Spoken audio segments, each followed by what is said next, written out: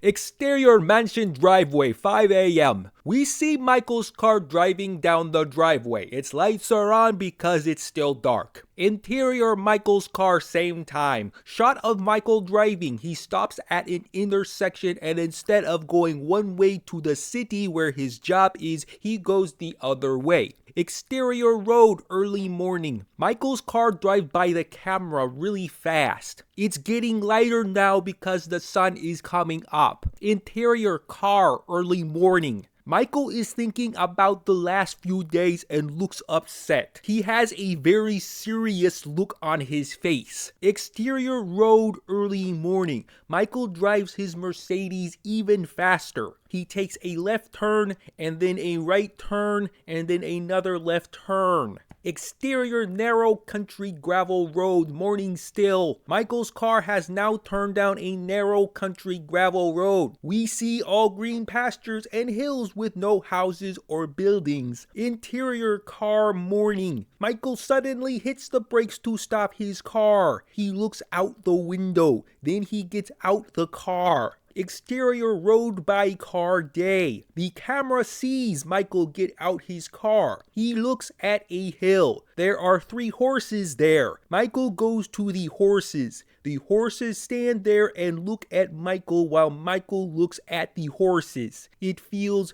very special. And suddenly, the Mercedes explodes. The horse is already running before Michael can turn back. Pieces of the car have been blown to the sky, still raining down before he's fully grasped what's happening. Michael, simply shocked, senseless, standing there frozen. What just happened? The car, his car, is gone, just like that. Michael looks around, looks back. He should be dead. He is not. When the gas tank explodes, and suddenly it's clear. All that staggered chaos in Michael's eyes suddenly replaced with steel. He should be dead. He is not. And now he's walking toward the car, walking faster, determined, and suddenly he's running toward the fire, faster and faster as It goes on like this. That, of course, was a sequence from the Academy Award-nominated screenplay for the movie Michael Clayton. Well, the second half was. The first half was my best imitation of that special bumbling awkwardness of a poorly written amateur script. My point is, storytelling is a 2-part term. First you got the story, then you got its telling. Though you may have put together an entertaining plot, though you may have envisioned some good characters and scenes, your script still won't amount to much if it sounds like it was stammered out by JoJo the Idiot Circus Boy. A good story poorly told is still a poor story. In my last video, I pointed out 5 obvious things that immediately flag a script as the work of an amateur. In this video, I'm talking about the 6th thing, how the words are actually put on the page. Swim, swim, swim, thought the whale, flapping his floppers. Because here's the great irony about screenwriting. Movies are not made of words. Movies are made of images, actions, and sounds. But a screenplay is made of words, black type on a white page. So the great challenge of screenwriting is to take the images, actions, and sounds of the movie inside your head and translating them into words that will cause this same movie to play in the heads of your readers. And the mark of an amateur screenplay is often how poorly it handles this challenge. So, for all you budding screenwriters who want to not only look professional, but sound professional as well, I'm giving 5 little lessons on how not to write a screenplay. Lesson 1. You are not writing a novel. There are a lot of differences between literary prose and screenplay prose. The most basic difference is tense. Virtually every literary work is written in the past tense, with a narrator relating events that are already over and done with. But whenever we watch a movie, no matter when that movie was made or what time period it is set, the sensation is always that things are happening right now. We are in the middle of events currently in progress, and a screenplay should be written in that way. This means first and foremost using the active present tense. Maria reads the newspaper. Eddie runs down the street. Not is reading or has run. These forms are weak and passive, but the active tense indicates that these things are happening right now. The second big difference is in the luxury of time. Novelists have all the time in the world. They can go on for pages describing every little detail. They can pause to wax poetic about some minor thing.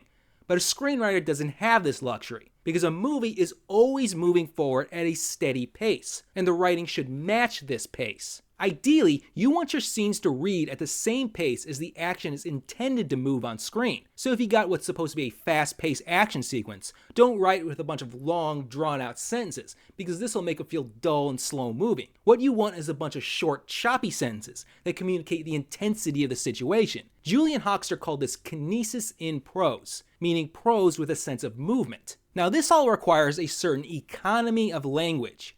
I always say a novelist is armed with a machine gun. They can use as many words as they want to mow down their target. But a screenwriter's gotta be a sniper. They gotta hit their target with a single shot. This means creating the biggest impact with the fewest amount of words. Word choice is key. Get a thesaurus. Always seek out the most accurate, most impactful nouns, verbs, and adjectives to paint the perfect picture in your reader's head. Because word choice isn't just crucial for economy, but also for visualization. I said how your goal is to get readers to see your movie playing inside their heads. Really, a screenplay isn't meant to be read, it's meant to be visualized in all of its cinematic glory. But this is a real challenge when met with the need for economy, because if your prose is too stripped down, everything will seem dull and lifeless. But if you've read a lot of professional screenplays, you'll see that the best writers have mastered their prose in a way that's both visual and economic at the same time. For example, here's another early scene from Michael Clayton. Observe how writer Tony Gilroy paints a detailed visual picture through very terse language. A Chinatown casino, a basement hideaway on a dead night, two bored Chinese bouncers sitting with the plastic baskets beside a walk-through metal detector. Only one of the room's 10 tables is lit tonight. In the background, a Cantonese announcer calling the first race at Happy Valley, and Michael Clayton glancing at his 4 hole cards. 4 up cards in the middle of the table. The game is pot limit Omaha and the eyes are weary tonight. Check. The dealer's Chinese and all business, looking to. I go like that. Check. Player 3 has a bad toupee and a plumber's flash roll. Half the pot, 200. Player 4, a Chinese landlord, already pushing his cards away. He's folding. Notice how Gilroy only gives information that can be seen or heard. Because lesson 2, movies cannot show invisible things. Here's something from a script I critiqued a long time ago. Interior, Taylor House living room, night. This is the house of Ronald Taylor and his daughter Susie. They sit in the living room watching his brother on television. Ron is sheriff of Burwell, Nebraska, population 1209. Ron moved to Burwell from Los Angeles to get away from the life of a big city detective. Ron's wife was killed in a drive-by shooting 5 years earlier. Susie sits watching the television in her pajamas. Now, it's always good to come up with detailed backstories for your characters, but how will the audience know any of this? All they can see is a man and a girl watching television. How are they going to know Ron is the sheriff or the name and population of the town? How could they possibly infer that these two are from Los Angeles or that the mother was killed in a drive-by shooting? It's just 2 people watching TV. Movie audiences can only get information from 2 sources, from what they can see on the screen and what they can hear on the soundtrack. Any information that can't be either seen or heard is called an unfilmable, and might as well not even exist, because from the audience's perspective, this information doesn't exist. If it's not in frame, it doesn't exist. This is another way a movie is not like a novel. In a novel, a narrator speaks to us directly, so it can tell us anything at any time. But a movie puts us in the position of an outside observer, so we can only get information through our eyes and our ears. So, a screenplay should be written as a record of what the audience will see and hear and nothing more. Think of it like a transcript. Imagine someone sitting in the theater writing down everything they see and hear. In fact, this is a great way to train yourself as a writer. Pick a scene from a movie and write it as a transcript. Then find the original screenplay and compare your transcript to the scene as actually written. Now, the biggest implication of all this is that for every piece of information you need the audience to know, you must find some way to communicate this information through either visuals, actions, or dialogue. Otherwise, the audience just won't get it. So the only way we'll know Ron is the sheriff is if he's, say, wearing his sheriff's uniform or someone mentions this out loud. Likewise, we'll never know what happened to the mother unless someone is motivated to talk about this or the writer finds some clever way to give this information visually. If you're ever unsure whether or not something is unfilmable, ask yourself, how will we know? In fact, I once knew a screenwriting teacher who got so tired of writing this phrase on his students' work that he got it put on a rubber stamp because unfilmables are that common of a problem. Now with unfilmables, we got the issue of information a movie can't handle. But we also have the problem of not giving enough information. Lesson number 3, movies cannot paraphrase. Here's a snippet of something written by one of my first-time students. Jennifer freaks out. She goes upstairs and packs up all her things, comes back down, storms out the door, and hails a taxi. Okay, while this is indeed some extreme economy, these 2 sentences rush through what in fact amounts to 3 separate scenes, set in 3 different locations, each involving a series of actions, all of which need to be planned, blocked out, and shot. And if someone were to produce this script, the director would have no idea exactly what to shoot here, and the actor would have no idea exactly what to do. Novels can paraphrase. They can sum up entire courses of action in a single sentence. But a screenplay, remember, is a transcript of a movie as it unfolds from moment to moment. So it must make explicit statements about what is to be put on screen, both for the reader trying to visualize the movie and for the actors and director who have to try to make this movie a reality. Now you might say, oh, well, what about montages? Montages paraphrase. No, they don't. Montages are a sequence of specific visuals and actions that all need to be planned out and shot. If you write a montage sequence, you must still explicitly state, we see this, and then this, and then this. A good rule of thumb is to think of one sentence as equaling one shot. So a chunk of action written in 3 sentences would imply shot 1 of this, shot 2 of this, shot 3 of this.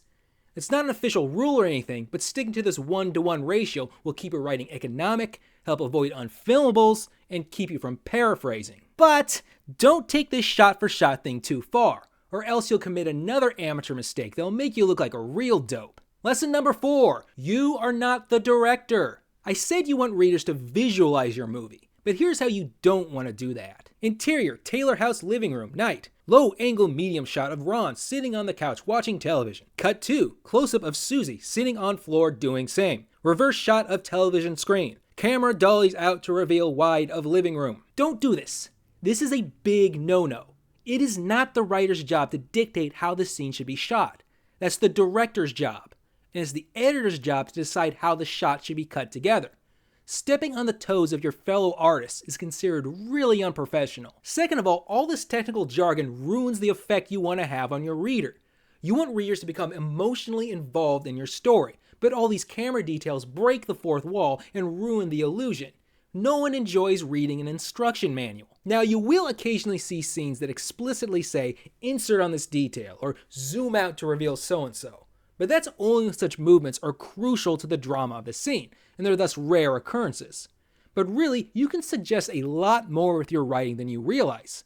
As long as you stick to the 1-to-1 ratio and use concise visual language, the reader will likely pick up what you're throwing down. Now, somewhat related to directing the scene is the bad amateur habit of constantly saying, we see so-and-so, or the camera does so-and-so. We see Maria reading a newspaper. The camera follows Eddie as he runs down the street. Dude, I freaking hate it when people won't stop doing this. Because not only are you constantly breaking the fourth wall by mentioning the existence of the camera or the audience, but it's completely redundant.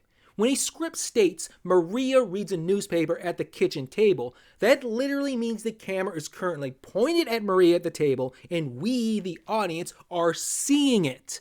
So writing we see or the camera sees is silly, pointless, and unnecessary. Now, I've talked mostly about writing action and description, but there's one genus of bad screenplay that almost forgoes action and description entirely. Instead, it's all talk. Talky, talky, talk, talk. Chitty, chitty, chat, chat. 8-page long scenes of nothing but Blaine, maybe I don't need a new friend. JC, maybe you're the only friend I need. Blaine, need or want. JC, I've never been much for wanting. Once again, we're confused over what exactly we're trying to write. Which brings us to lesson number 5. You are also not writing a stage play. Theatrical plays depend mostly on dialogue, but this is often because they have no other choice. Theatrical scenes are limited to what can be done at a single location over a single length of time in front of a live audience. Since theater is so limited in its ability to show, it must often tell. Quite often the only way to give important information is to have it come from characters' mouths. But cinema doesn't have any of these limitations. Movies can go anywhere and show anything at any time. When screenwriters are told show, don't tell, what this really means is to play to the cinema's strengths while avoiding its weaknesses. And the cinema's greatest strength is its ability to quickly communicate through images and actions. Movies are in constant movement, so they're best suited for visual stories of constant movement and change. But the drawback of this highly kinetic art form is that as soon as the story stops moving, the audience grows bored. And nothing drags movement to a halt like too much talk. You ever notice how Shakespeare never really works in movie form? That's because it's all talk. And whenever characters are talking, they are no longer doing, and the story stands still. So if you want an exciting story that's always moving forward, you gotta know talk is cheap. A picture's worth 1,000 words, while an action speaks even louder. Show, don't tell. Play to the medium's strengths while avoiding its weaknesses. Now, whichever of these problems you might personally have trouble with, you'll be happy to know there's a common solution. Read screenplays. Read every professional script you can get your hands on, as this is the only way to become familiar with good screenplay prose. Better yet, watch a movie with its screenplay. Watch the scene, then read the scene to see how that scene was put on the page. Now, every professional develops something like their own style, so there will be some variety in the prose. But all these styles have the same goal: to get the reader to visualize the movie through concise, visually evocative language. If you want to become a painter, you go to the museum and study the works of the masters. If you want to become a screenwriter, you read the best in the business. It's really the only way to learn. Oh, that and practice. Practice, practice, practice, practice, practice. Practice your writing right now by giving me a comment below. Tell me what you think and if there's anything I missed. And if you haven't done so already, please subscribe to support this channel and get in front of more writerly eyeballs like your own. We can fix bad screenwriting if we work together. Until next time, I'm the Script Monk. Bye-bye.